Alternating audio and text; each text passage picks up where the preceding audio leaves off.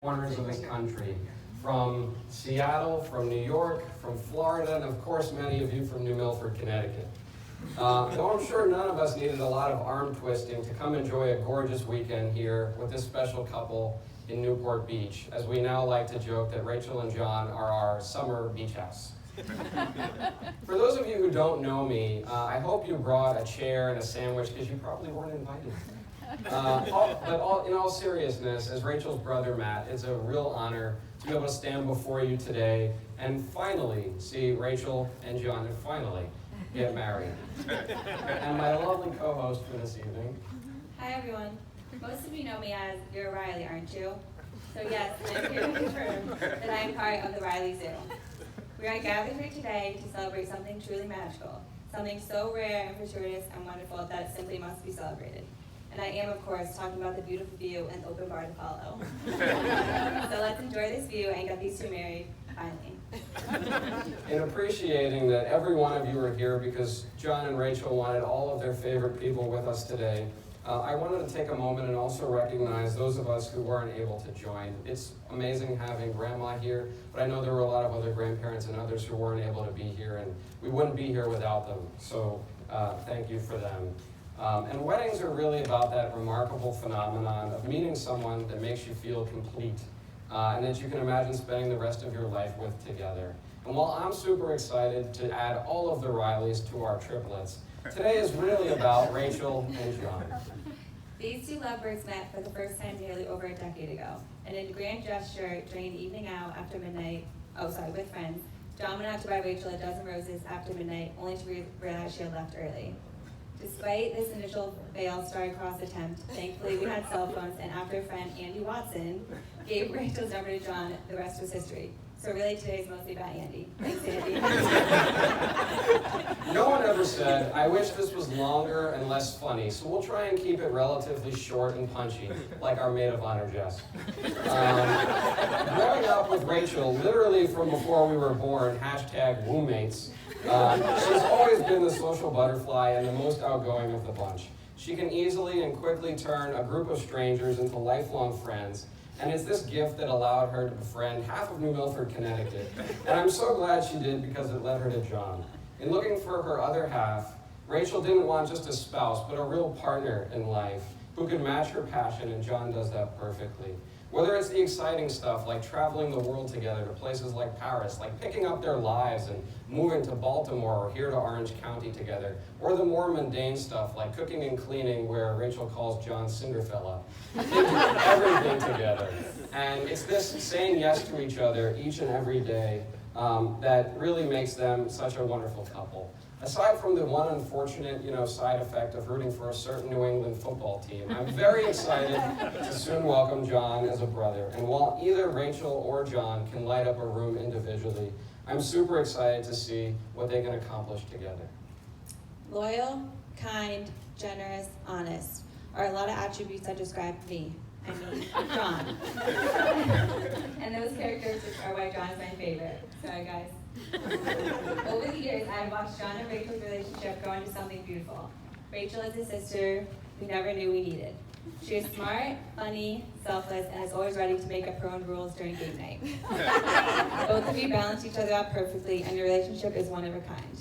You show your love by agreeing to a Bush-sponsored wedding if it came down to it, taking your chances of having triplets even though you're terrified, continuing to come over even though you thought we didn't have hot water because we live in the woods, always having chicken noodle soup for emergencies, embracing a 14-year-old three-legged dog with open arms. A lot of people won't do that. And so much more. My wish for the both of you is that the years ahead be filled with lasting joy, and that the love you feel for each other today grow ever stronger and more fulfilling as the days go by. Now, having been married myself for 7 amazing years and with 2 wonderful kids, I know that marriage is not all sunshine and rainbows, or as we might say today, #blessed Instagram posts. As you live with someone every day, you may realize there are certain things about them that drive you up the wall. And when my mom asked Rachel, what about John annoys you? She said, well, he actually leaves the cap off the toothpaste. And she said, well, if that's the only thing that bothers you, you better marry him. And so, while I know at home you might have dried out toothpaste, or you can buy the capped kind, you know, that works. I'm super excited to see what all of you can share in your blessed selfies as you travel through the world and through life together. And so, without further ado, dearly beloved and honored guests, marriage. Marriage is what brings us together today. And now that I've gotten that out of my system, we're gathered here to join Rachel and John in the union of marriage. And this bonding contract is not to be entered into lightly, but thoughtfully and seriously, with a deep realization of its obligations and responsibilities. And the bride and groom will now exchange vows that represent this commitment to each other. And so, John, do you take Rachel as your lawfully wedded wife, to love and to cherish, through sickness and in health, as long as you both shall live? I do. Rachel, do you take John as your lawfully wedded husband, to love and to cherish, through sickness and in health, as long as you both shall live? I do. And now, the rings, please. Whoever has them. Don't look at me. Rachel and John will now exchange rings as a symbol of their love and commitment to each other. Rings are precious metal, and they're made more precious by you wearing them. They mark the beginning of your long journey together, and they're a circle, a symbol of love never ending. It's the seal of the vows you've just taken to each other to love each other without end. John, place the ring on Rachel's left hand and repeat after me. As a sign of my love, as a sign of my love, that I have chosen you, that I have chosen you, above all else, above all else, with this ring, with this ring, I thee wed. I thee wed. I am yours, and you are mine. You are mine. Rachel, place this ring on John's left hand and repeat after me.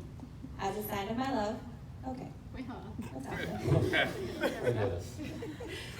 As a sign of my love, As a sign of my love, that I have chosen you, that I've chosen you, above all else, above all else, with this ring I thee wed. with this ring I thee wed. I am yours, and you are mine. I am yours, and you are mine. Now, Put it to on. make, Yes, yes, go ahead. To make this relationship work will take love.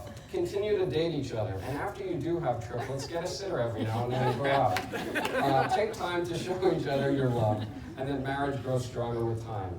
It will take trust to know in your hearts that you truly want what's best for each other, and it'll take commitment to hold true to the journey that you've both committed and pledged to today. And now, since Jessica was insistent I say this the official way, so that your children aren't little bastards, at least in the legal sense, by the virtue of the authority vested in me as a Deputy Commissioner of Marriage for the County of Orange, I now pronounce this couple united in marriage under the laws of the state of California. John, you may kiss the bride.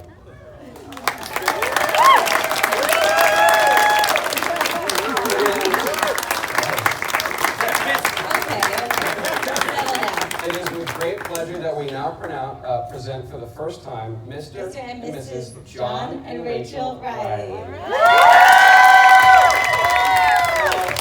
It is a Jewish tradition in many weddings that we drink wine, and from my very basic understanding of St. Patrick's Day, I think that a lot of Irish traditions involve drinking as well. And so we wanted to actually, do something, being the very first to toast and honor Rachel with a shot of whiskey and John.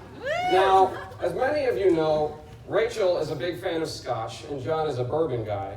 And since marriages are really about making compromises and exploring new things together, I wanted to get something that was different. So this is a hard-to-find Indian whiskey for us to try for our very first shot to toast you guys.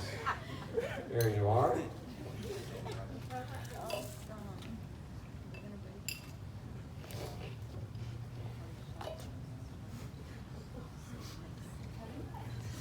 And I'll just chug from the bottle. All right. Good luck. So, l'chaim, sláinte, cheers, and the best to the new couple.